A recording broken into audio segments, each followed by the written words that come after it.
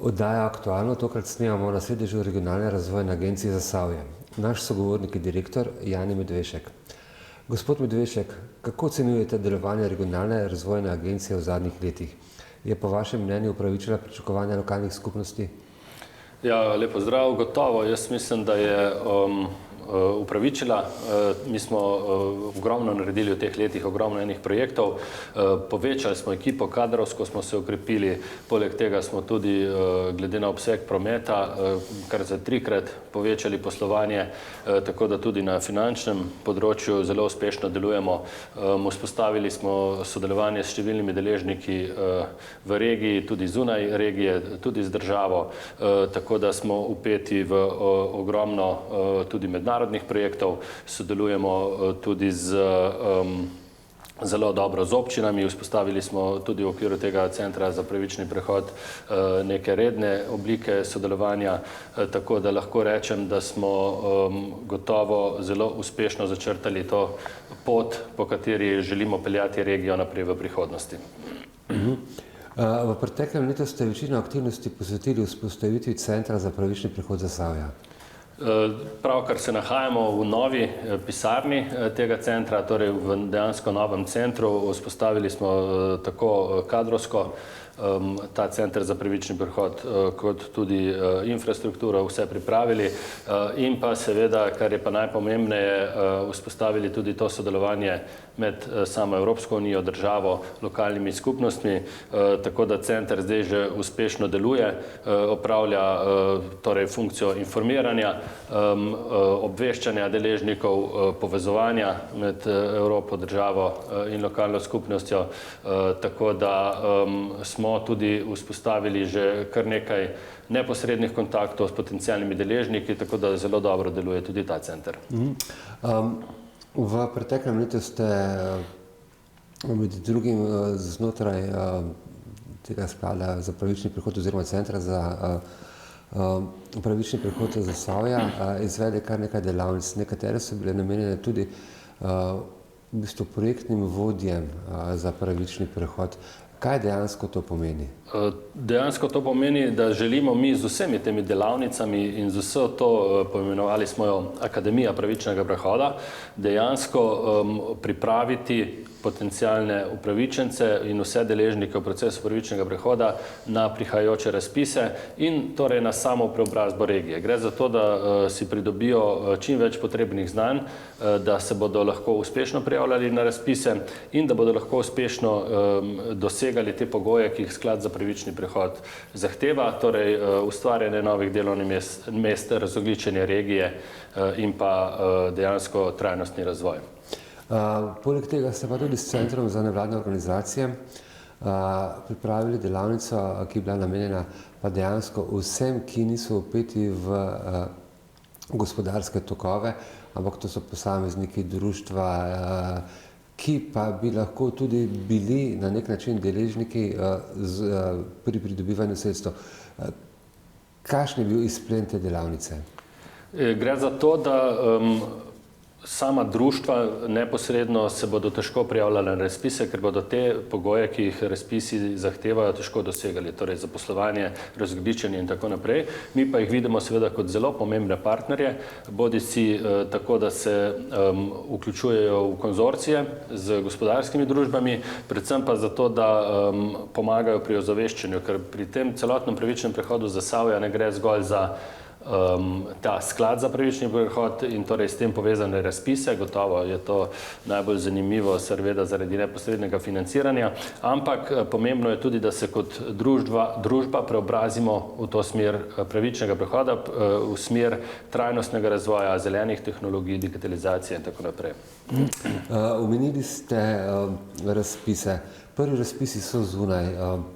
Kdo vse se je prijavil in kakšna sredstva so bila razdeljena? Razdelilo se zaenkrat še ni, sredstva bila pa so razpisana, torej prvi razpis je bil za ekonomsko-poslovno infrastrukturo, namenjen je bil občinam, občine so bile upravičenci in sicer za gradnjo ekonomsko-poslovnih con. Prijavila se je občina Zagorje in bila tudi uspešna. Odobrili so ji 1,5 milijona evropskih sredstev za gradnjo ekonomske cone Kisovec. Hkrati pa se je že objavil tudi razpis za inkubatorje. Kmalu bo potekel, pričakuje se prijava občine Hrastnik, potem pa se bo preostanek sredstev prenesel nazaj na ekonomske cone in tam pričakujemo tudi prijavo ekonomsko-poslovne cone v Trbovljah, Lakonca in pa ekonomsko-poslovne cone Rudnik v Hrastniku.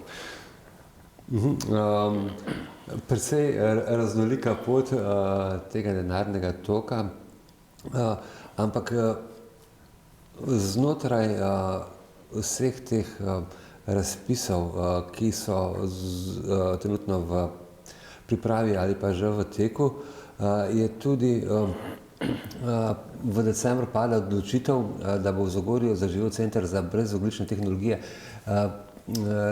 ki ga nekako vodi Kemijski inštitut.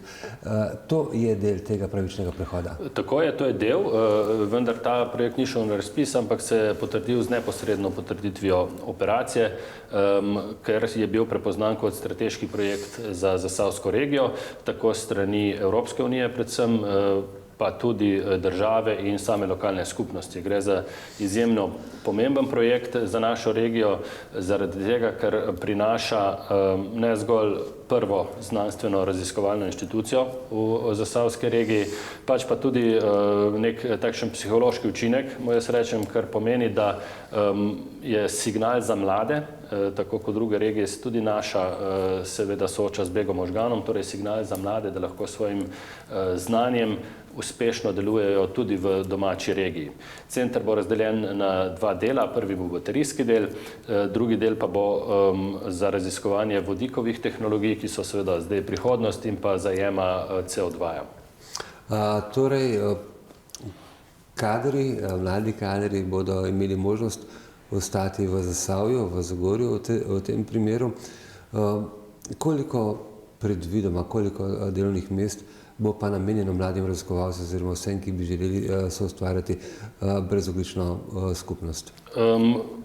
Natančnih številk še nimam, gre pa za to, da se bo najprej zaposlilo na baterijskem delu kakšnih 10 mladih raziskovalcev in potem 10 do 15 tudi na vodikovem delu. To so zaenkrat ocene.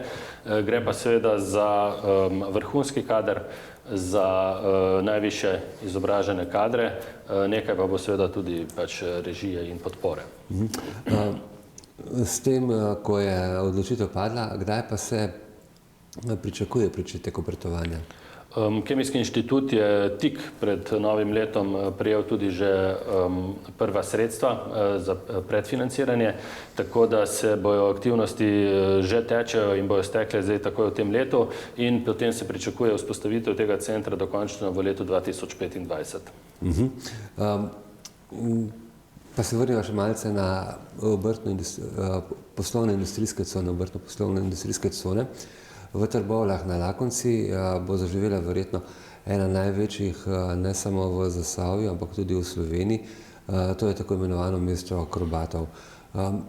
Načrti so veliki, smeli, vsi verjamejo, da bo stvar stekla v relativno kratkem času. Vendar, glede na to, da ste omenili, da bo pač občina Trbovlje pristopila k razpisu verjetno tekom letošnjega leta, kakšni so potem nekako terminski roki, da bi se pa lahko to mesto akrobatov pričelo graditi in pa potem kasneje tudi obratovati? Lakonca je izjemno pomemben projekt v celotnem tem procesu, ne samo zaradi mesta akrobatov, treba je povedati, da gre to za urejanje celotnega območja, torej vseh platojev na območju Lakonce in tudi druga podjetja bodo tam iskala priložnosti. Podjetje Herc recimo je že kupilo tam in bo postavilo tudi novo tovarno, še nekaj drugih podjetij. Seveda pa bo v središču in v ospredju torej načrtovano mesto akrobatov. Občina bo lahko pristopila takoj prijavi projekta za gradnjo obrtno-industrijske cone že takoj v nekaj mesecih zdaj in potem bo ta gradnja takoj stekla. Hkrati pa se bodo že začele aktivnosti tudi na tem platoju za gradnjo mesta akrobatov podjetja Devesoft, tako da se pričakuje, da bojo vsi ti projekti že zelo Že zelo daleč naprej v tem letu, vsekakor pa do leta 2026, ki je prvi mejnik tega pravičnega prehoda, torej mora biti prvi cilji že doseženi. Leta 2023 pa je bilo pestro tudi na drugih področjih, predvsem je pa izpostavila projekta Pronadrion in pa nov Interreg projekt H2 Green Future oziroma H2 Green Future. Kaj ta dva projekta dejansko pomenita? Za drugega bi lahko rekli, da gre tu za zeleni vodik? Tako je. Zeleni vodik in sicer projekt, v katerem tudi sodelujemo s Kemijskim institutom. Skratka, zaposlili smo tudi novo sodelavko. Gre pa za to, da se bodo raziskovale možnosti razvoja politik na področju zelenega vodika.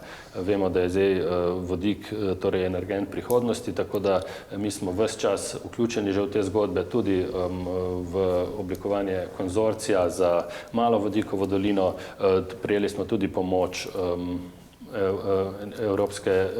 evropskega podjetja, torej britanskega podjetja na področju svetovanja na področju vodikovih tehnologij, tako da tudi tam poteka ena posvetovalna skupina, da bi se te politike čim bolj implementirale v lokalno okolje in ne nazadnje tudi v politike države.